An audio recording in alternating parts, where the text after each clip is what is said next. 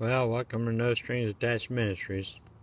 My bills for my little ER thing has come in. So now, instead of the $1,800 they try to get to me when I walked out the door, it's now $8,806.43.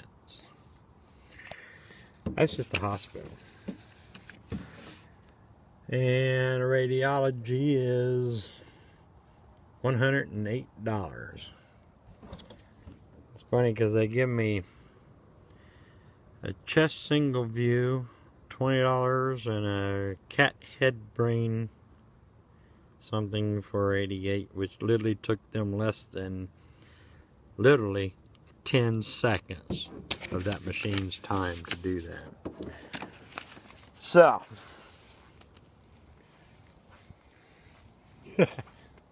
Merry Christmas. Anyway, I ain't gonna let that down. God told me to be debt free, and it seemed like I've struggled and sacrificed to try to stay that way. But every time I turn around, the devil throws and kicks something else, kicks you right in the teeth of something else. But anyway, on a better note, it is a beautiful holiday season, and things are going to start turning out. I know it's going to start doing a lot better. I've got faith. And that's all we need to do, right? So smile and keep it real. That's the way I look at it. Anyway, good thing is I've had a couple of thunderstorms really bad the last few days, and actually has been doing a couple little jobs here and there. Fixing some air conditioners. Apparently there was some lightning or something that had caused, or some kind of a surge or something around this neighborhood, and blowed out. I'm on my 4th call now, that I've done, and so it's actually helped me a little financially there.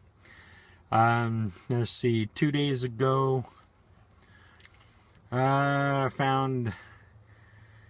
went out on that when I did those jobs. Let's see, how did I use that money?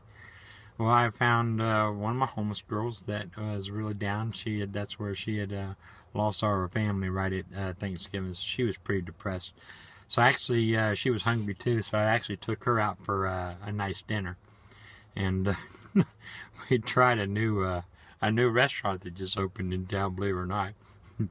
But the lady's looked at me really weird, and when I brought her in, I says, "We would like to eat here." She's like, "And you can afford to eat here?" I says, "Yes, ma'am, we can." So the girl's like, "Well, come on, we'll just go over to meet." I said, "No, I don't take, I don't believe in, if I'm going to bless you with a meal, it's not going to be a bologna sandwich or from a fast food restaurant. You can get that any day, any time. I believe that God wants me to be a blessing to you and treat you right and treat you fairly." And I actually fed her a good, wholesome meal that actually stuck with her all day and all night. I know for sure, because I wasn't even hungry for the next day. So that's just the way I believe. God's never scrimped on what He's done for me. He's always blessed me, and He always allowed me to have things of higher and the better quality. So, I really need to try to figure something out to get me a better stand here. But anyway, I'm just sort of putting it in a crack on the dashboard and letting it balance, so that's why it keeps falling over. But anyway, today has actually been a pretty cool day. Started out this morning, a friend of mine's air conditioner broke, and so I went over and checked his air conditioner out as well, and ended up spending quite a bit there. It's sitting in the same neighborhood, so I've had five calls on just yesterday and this morning. In the right, I'm talking within 7 block radius. So there's something going, something happened around here. But anyway, it's actually been pretty good, to help me get a little bit of money. I was supposed to go out of town and go up and see my family for Thanksgiving and visit my mom and dad and my brother and his wife and all the kids, and we were just having a big family gathering up there. So I had to sort of postpone that. I'll probably leave here around noonish or so today and try to go on up, and at least I can get, if not, I'll just go up tomorrow, the day of Thanksgiving, and actually go up there and get it done. Just drive straight in and eat dinner. But I'd like to go up there and spend some time at night, with them, because when we all get together, we all sing, and some of the prettiest harmonies you've ever heard in your life. I mean, we sing as a family gospel music our whole life, all my kids' life anyway. All the way from, I was probably like 7 when I started, and I think I finished when I was like 19 maybe, when I finally left home. Then I sort of fell away from the Lord and come back many years ago. And it's actually been a big blessing for me when we actually do get together and be able to do that. The money that I use, that I made, have actually been like Santa Claus, I guess, around here, you could say. There's a couple incidences. One was really a big touching. There was one lady that that was at the bank when I was cashing one of my checks, and she had she had got nailed big time from the same bank that really hurt me a couple years ago. And this bank here is really ruthless in the way that they're too sly. They do like this delayed ledger, and what happens is if you're running really low, they'll say that you have money in there and you really don't, just to entice you to try to thinking that you have more than what you thought, and you'll go on and you'll overdraft your account, because then they'll start hitting with charges. And this lady was almost in tears, and she was like $300 over. I mean, it was ridiculous, And walked outside the door, and I talked to her, and the Lord told me, said, help this lady out, because you know how it felt. I remember that. It hit me for like $4,000. Of course, it was a little bit different, circumstance along with that same tactic, but it was actually an online purchase that I had done, and they had taken my credit card and drawed all my money out of my checking account and literally bankrupt me right before Christmas. So it was really hard. I understand. I really felt that pain, especially for a family. And then just less than 10 minutes ago, I went back to that bank today, right after my last call, and that job was like $45, I think it was. And I went and I cashed that check, and they charged me, $7 just to cash the check. I mean, that's how this bank is. Is Fifth Third, and I mean they're a bunch of crooks, if you ask me. But this one guy walks in. They basically did the same thing to him. He was I think he was a vet or something. He was retired, and you can tell just in his spirit, that it really hurt him, And I left, and when I left, I was trying to catch up with him as well, because I could feel the pain. But didn't really see where he went. And I was going back to the house, and I was driving behind this gray pickup. And the gray pickup, I thought I saw through the driver's mirror, and it looked a lot like him. I said, we'll follow this guy for a few minutes. Anyway, he ends up going to Publix. And we sit outside Publix, and sure enough, it was him. I said, excuse me, sir, were you the guy that was just in the bank? He's like, yeah. He's like, I can't believe that bank, man. He says, can you imagine? And then he told me what they did. And I'm like, oh, yeah, well, that's why I really feel God wanted me to come talk to you. Spent a lot of time with him, probably about 20 minutes, just explaining to him how to protect himself and what to do, how to take off his overdraft protection and stuff. where they automatically do that. And I showed him how to eliminate to where he uses his debit. They have to deny the charge instead of allowing the charge and hitting them with an overdraft. I said that's the only way to do it especially if you're like me, where you run it right down to the penny, pretty much. So, they can't even take out their fees and overdraft you and charge you for it. So I said you have to be real careful with some of the banks doing that as well. But anyway, I went on and just go on and gave him the $35 that they took from him, and something just struck a chord with him. It was just amazing. He's like, really, why would you do that? I says, well, just consider it as an act of an angel. I said, I'm no angel, believe me. I said, but I am one of God's servants, and I do work for God. And I follow my heart, and I follow my spirit. When the spirit tells me, I act. I had no hesitation. I don't even look back. And he says, well, I was a Christian once. I'm like, really, once?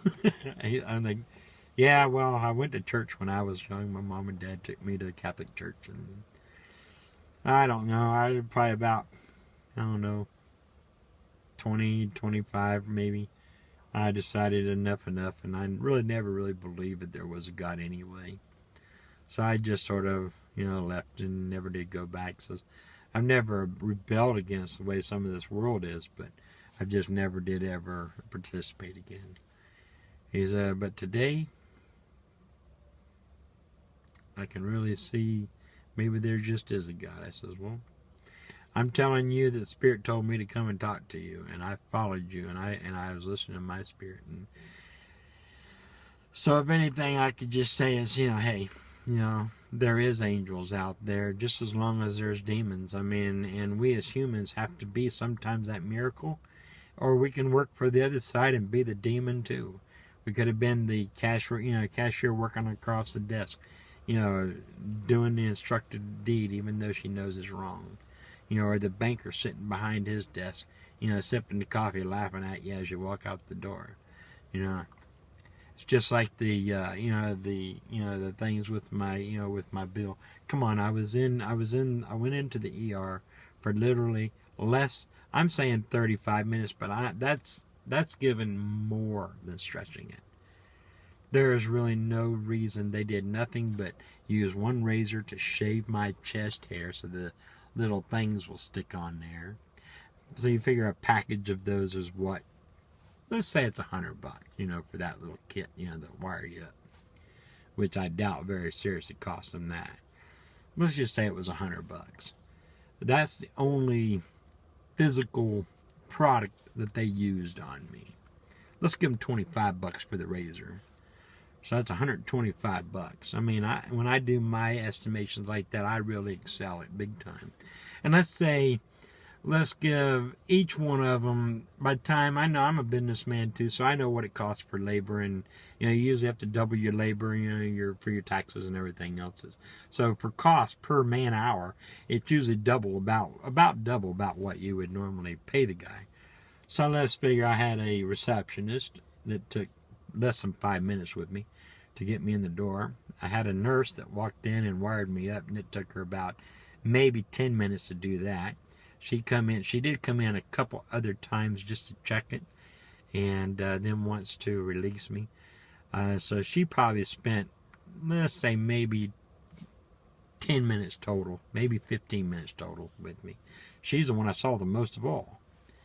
The CT scan guy, literally 10 seconds. I laid down, zzz, zzz, and it was done. That's how quick it was. I mean, it only come down to here, which I don't even know how they could even get a chest x-ray anyway, because they didn't even go over across my chest. They just went about right down to my nose and right back off. And just enough just to catch the brain. I can understand that. That's what they did. But anyway, no other x-rays, no nothing. They put a port in my arm. I don't think she took blood, but let's just say she did, All right. So she took a couple things of blood maybe and did a blood test. So what's a lab test for blood? I mean, there's no test out there that don't cost, yeah, they charge ridiculous, I'm sure. I'm waiting to see those bills as well. But anyway, Let's give them $100 for their supplies, and let's say $100 for the 10 minutes for the technician to do that. The doctor herself, now doctors make good money, so let's give the doctor $150 for their 5 minutes as she walked in the door to release me and tell me what they'd done and then say goodbye. So that was a total of 5 minutes there. Let's say we got another doctor that actually read maybe the CAT scan, which I doubt very seriously that there was even anyone involved there. Usually the technician just tells them what they've done, the doctor looks at it, and sure enough, that's what it is. But anyway, we know how it all goes. So I'm figuring if you add all that up per hour, and then you give them all basically 1 hour of their time. I'm just going to say an hour of all their time. You're probably looking $500, $600, $700 at the most. You know what I mean? At the most it should have ever cost. I mean, and that was high. $8,800, really? Plus other bills coming in as well. So you can see how messed up the the medical and everything is in here. I don't know what I'm going to do. There's no way I can pay that.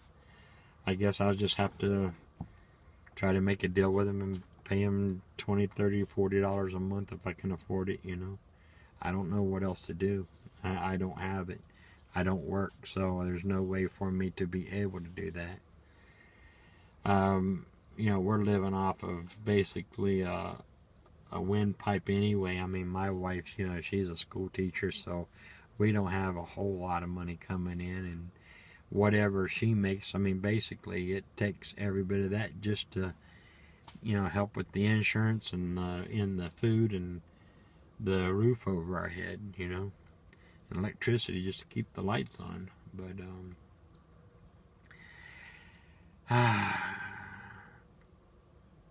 problems are problems. But you know what? We all have those faces, and we can't allow that to bring our spirits down. And that's why I just continued on, even though I knew the bills and stuff were there, and I knew what my outgo was. God tells me to bless others. And you know what? In my opinion, they come first. Just the way it is. They come first. Because they're a victim as well. And that victim is the one that I need to take care of. So I'm looking out for the little guy, the ones that are broken. That's my job. That's what I do, is I help fix the broken. I'm God's hands when it comes to that. He needs someone to actually do the work. And that's my gift to the world. And just like the people that help me, and I mean, they have their purpose. They help me help them, because without them I couldn't even do that as much as I do. So we all have to work, and sometimes God will call us to be that angel or to be that miracle for somebody else. And you gotta just remember, a good thought is not going to get it done. You might say, oh, well, I need to help him out, or I need to go do this, and I need to go feed the homeless. And even though your spirit and your heart and you're listening and you feel the call, and you actually intentionally go, but then you let the devil, revert you or stop you, you've lost, because you didn't follow through. The miracle happens the minute you follow through with that. So you have to finish it up. You have to actually go and do it. You have to do what God's called on you. So don't lose that blessing just by, giving up or being selfish, because we do the same. I mean, I've done it, even myself. God says, help that one. And I'm like, I don't want to. You know what I mean? I do that. Do you think I don't? I mean, I'm human. I screw up once in a while. I drove 10 miles past one that he told me to help. 10 miles I drive down the road. And finally, I turn around and go back and do it. Because I know better. I know he don't ask me to do anything unless a blessing is coming for me. Unless he's got plans for me and my path. And I have to take those.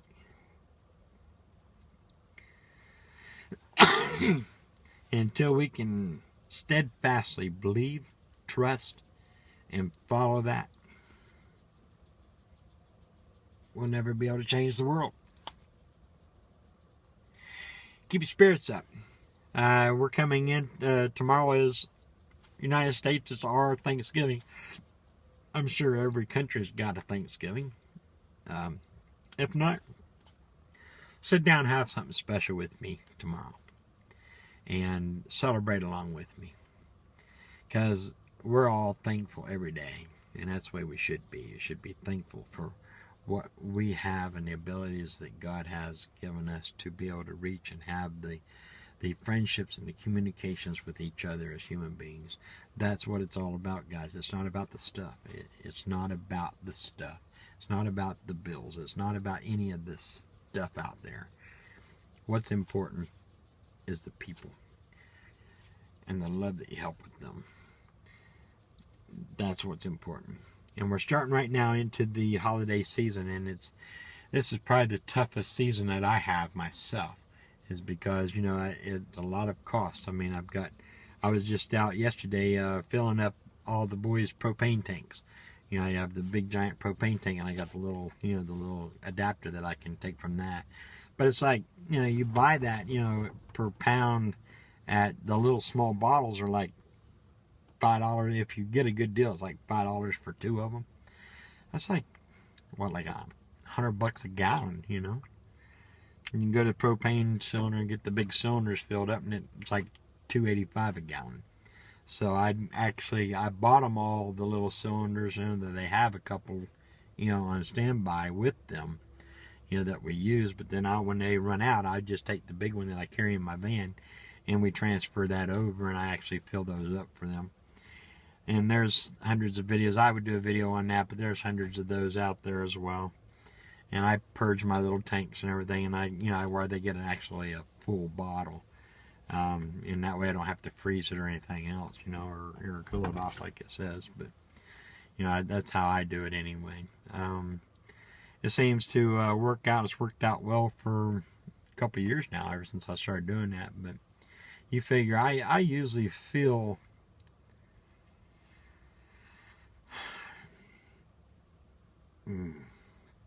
300 bottles probably a year.